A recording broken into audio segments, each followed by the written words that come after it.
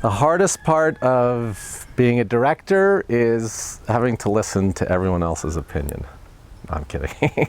It is ultimately, though, what you realize quite early on is it's not the same as being a painter, sculptor, musician, poet, novelist. Ultimately, it's a group effort, and as much as you might envision yourself as an auteur, there are very few auteurs in the actual film business. A lot of my time is spent just like a traffic cop, juggling people and money and resources, trying to get movies made, trying to keep them from falling apart.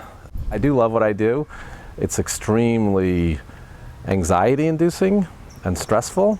I'd say a huge challenge is working with your actors, because they're probably the one element on a set that no matter how upset you are or frustrated you are, you can't really ever unload on your actor. You can get mad at your DP or your producer or your production designer or your caterer, but that actor's got to go in front of the camera, and if they say screw you or go to war, it's usually a losing battle for you. So you're always trying to figure a way to sort of encourage, invigorate, and stay on good terms with your actors. I'd really highly recommend that. I transitioned actor, writer, director.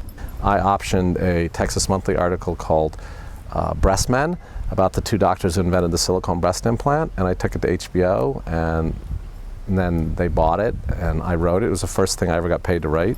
That's how I started transitioning from actor onto the other side of the camera.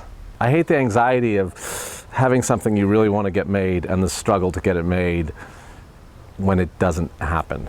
That's the part that's probably the most frustrating, is all the movies that you have in your head that you don't get to make. You have to be prepared for endless amounts of rejection and disappointment and setbacks. People don't realize how much time you spend just in the meeting stages of just meeting people and pressing the flesh and trying to convince people of your vision, when you'd rather just be directing. To me, I'm almost tired of pitching things.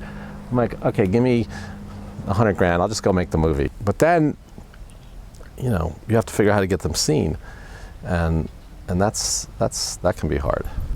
I always tell people, however you can get your foot in the door, do it. I mean, I didn't grow up in a family of Hollywood, film industry or industry people, but it's, in the end of the day, it really is worth it. It's a wonderful field. But I think if you want a job where when your 2 weeks vacation are and what time you'll be home for dinner, it's the wrong business to be in. There's no way to really know for certain what you'll be doing a week, tomorrow, let alone a month from today. I think every day something happens which makes me question why I'm engaged in this profession. But there's nothing else I want to do.